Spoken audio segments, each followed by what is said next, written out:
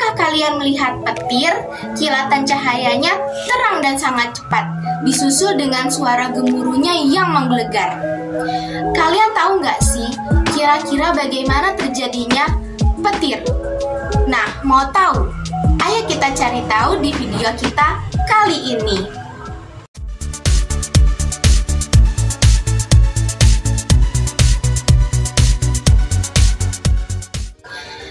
Assalamualaikum warahmatullahi wabarakatuh. Perkenalkan, nama saya Dwi Safitri. Bersama saya, belajar IPA jadi lebih mengasyikkan. Kali ini kita akan membahas tentang listrik statis. Apa itu listrik statis?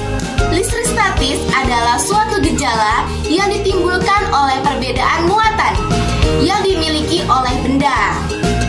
Muatan apa, Kak Dwi? Muatan atom. Jadi, dasar listrik statis ini kalian harus mengenal tentang atom. Atom memiliki 3 muatan. Muatan yang pertama yaitu muatan positif atau yang disebut proton.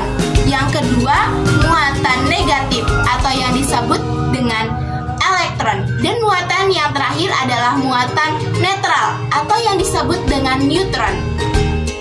Nah, dapat kita lihat pada model atom Niels Bohr ini. Pada inti atom terdapat neutron dan juga proton.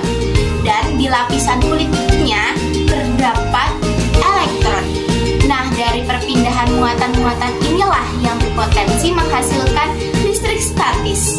Seperti contoh kita di awal, yaitu petir. Proses terjadinya petir yaitu karena adanya gesekan antara awan atau ionisasi.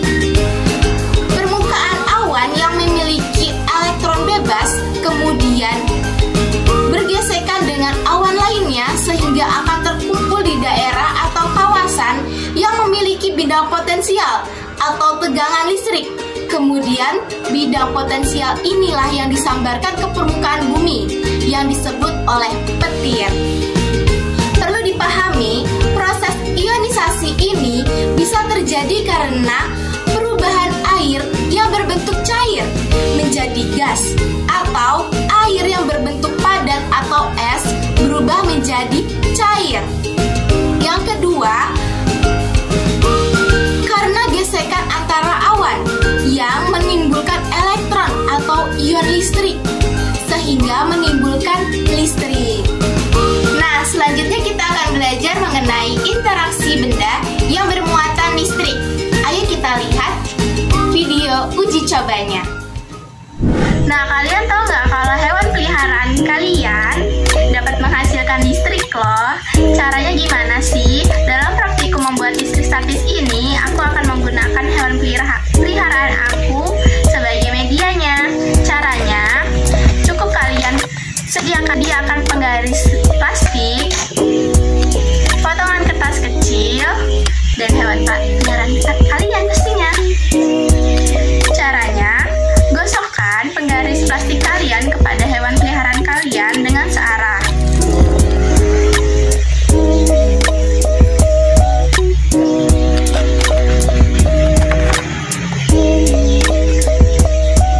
Gosokkan untuk beberapa waktu.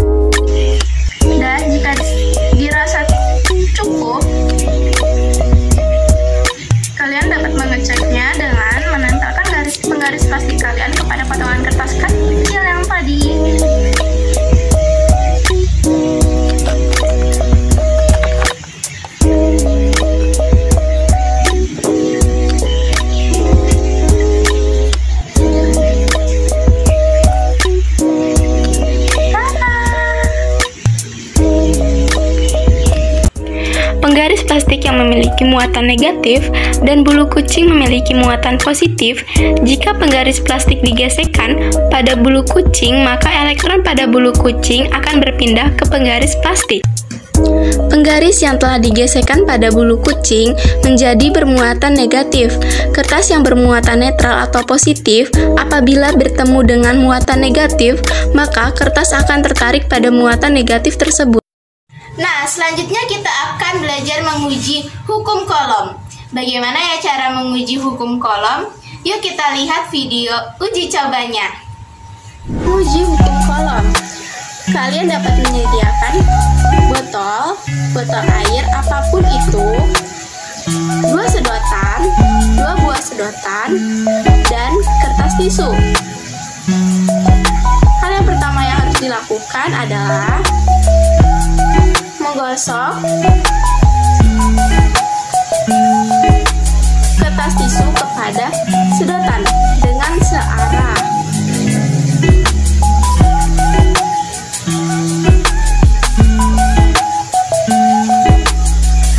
Jika dirasa telah cukup, maka salah satu sedotan nantinya akan ditaruh di atas botol seperti ini. Kita seimbangkan, dan yang satunya lagi kita dekatkan pada ujung sedotan yang tadi digosok. Dan mereka akan menolak.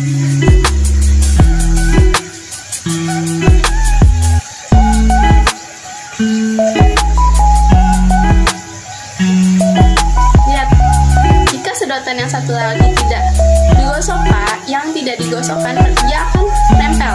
Tapi jika sedotan yang tadi juga digosokkan, dia akan menolak.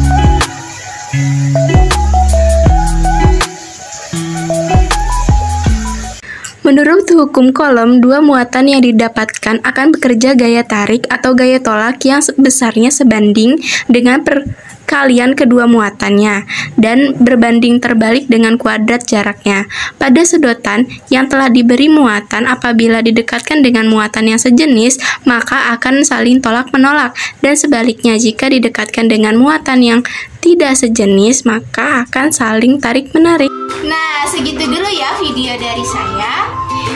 Semoga bermanfaat bagi adik-adik semua. Sampai jumpa.